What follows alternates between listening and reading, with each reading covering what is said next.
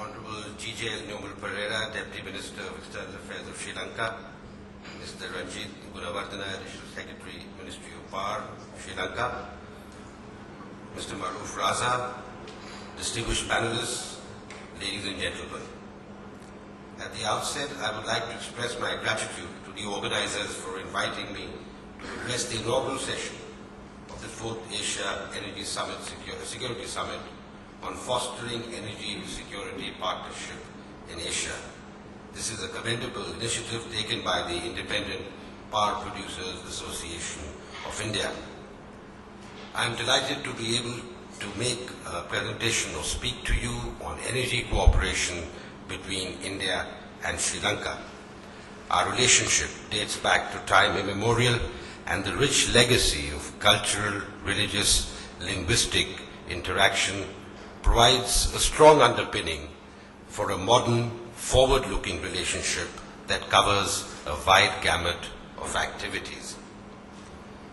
The demand for energy is growing at an incremental pace all over the world. India is the 4th largest consumer of energy after China, USA, and the Russian Federation. On the other hand, Sri Lanka is fast emerging as an important consumer of energy. In the post-conflict period, the Sri Lankan economy has expanded considerably. As its economy grows and the standards of living rise, there is a corresponding growth in the demand for energy. Energy costs can be of crucial importance in energy-intensive industries such as chemicals, aluminium, cement, iron and steel, paper, glass, and the petroleum sector, particularly where goods are traded internationally. As per the World Energy Outlook 2013, energy-intensive sectors worldwide account for around 1/5 of the industrial value, 1/4 of the industrial requirement, and 70% of the industrial energy use.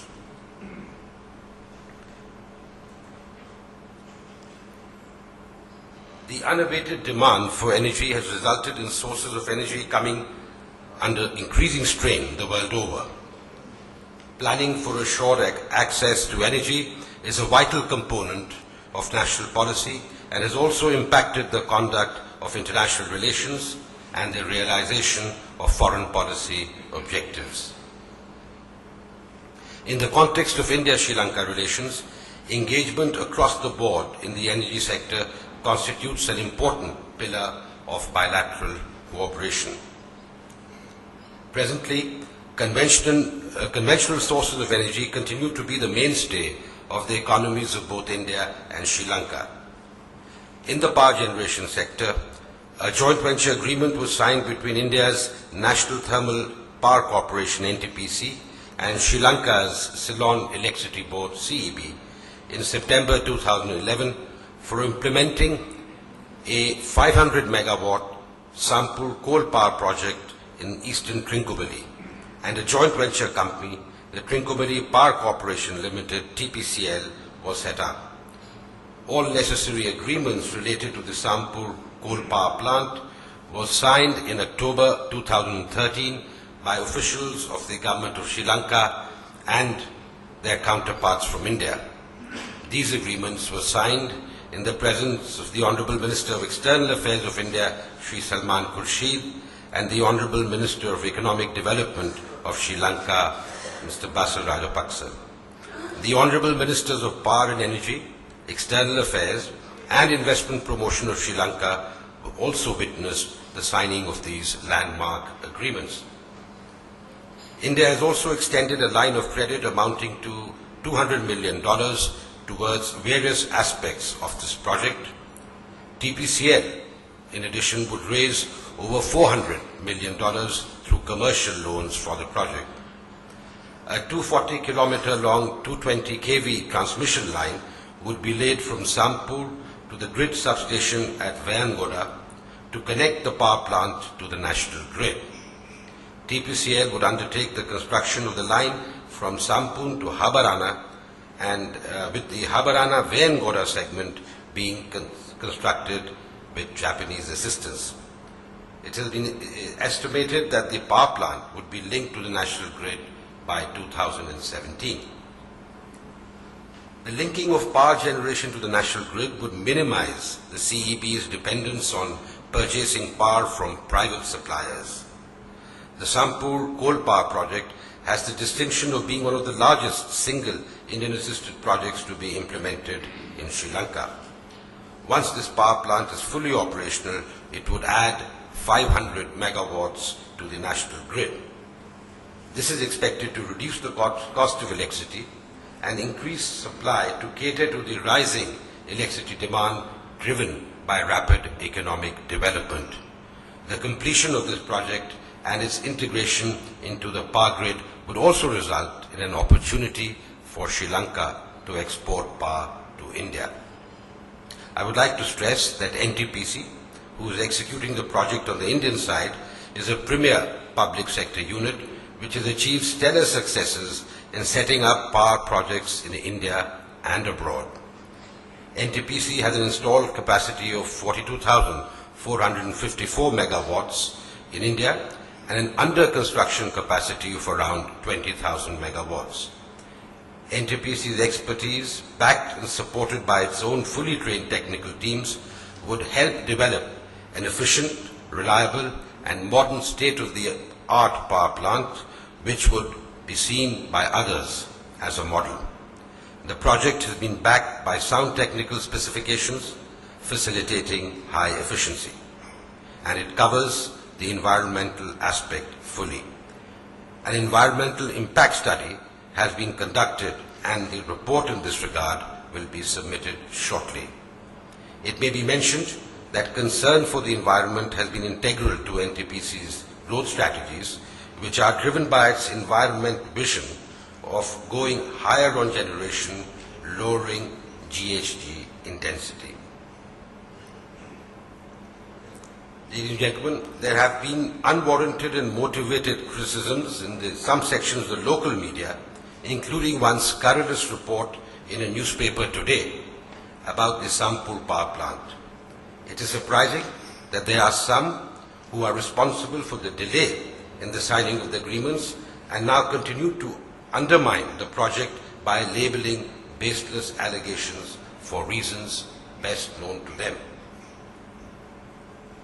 I am confident that this project will be a landmark of bilateral cooperation in the energy sector and will add substantially to Sri Lanka's power generation capacity. Moreover, this project has been crafted in order to take into account best practices in the region and beyond, and also learn from mistakes made in setting up similar power projects in Sri Lanka and the region. And those of you who live here know exactly what I am referring to. It will be ensured that state-of-the-art machinery and equipment are installed in the plant through an open and transparent international tendering process. I am sanguine that once the power plant is completed, it will be a model for other such plants in the country and will silence those that are making baseless allegations. As regards the resettlement of people who have been displaced from the area allocated to the power plant, we will provide proper housing under our flagship housing project being executed by the Government of India, involving construction of 50,000 houses mainly in the northern and eastern provinces of Sri Lanka. We have been informed by the Sri Lankan authorities that based on survey records, only 7 families have been displaced from the area where the power plant will be built in Sampur. India's consistent policy has been to share the benefits of its development process and its technical expertise with friendly countries, particularly in its neighborhood. This project has the potential of not only addressing Sri Lanka's energy needs, but also contribute towards trade in power between our two countries, a subject that I will address the later part of my speech. In the petroleum sector, the partnership between India and Sri Lanka crystallized when an MOU was signed in June 2002 between Ceylon Petroleum Corporation (CPC) and the Indian Oil Corporation Limited under the auspices of both the governments. The first major overseas commercial venture of IOC commenced in August 2002 with the incorporation of Lanka IOC Private Limited. Lanka IOC has made phased investments to provide world-class quality petroleum products and services to the people of Sri Lanka. It is the only private oil company that operates retail petrol and diesel stations in Sri Lanka, apart from the government-owned Ceylon Petroleum Corporation. Lanka IOC is ranked number 1 among the listed energy companies in Sri Lanka. It has also contributed to development of infrastructure in this important sector. Its major facilities include an oil terminal in Trincomalee and an 18,000 tons per annum capacity lubricants blending plant and state-of-the-art fuels and lubricants testing plant also in Trincomalee. The Trincomalee oil tank farms operated by Lanka IOC consist of 99 tanks, jetties, pipelines, etc. The oil tank farm has a capacity of 12,000 kiloliters. Currently, only 15 of these tanks are operational, but Lanka IOC has made a proposal to the government of Sri Lanka to develop the remaining tanks under a suitable joint venture arrangement. In the field of oil and gas exploration, there have been regular discussions between ONGC Videsh, OVL, another premier Indian public sector unit, and the government of Sri Lanka.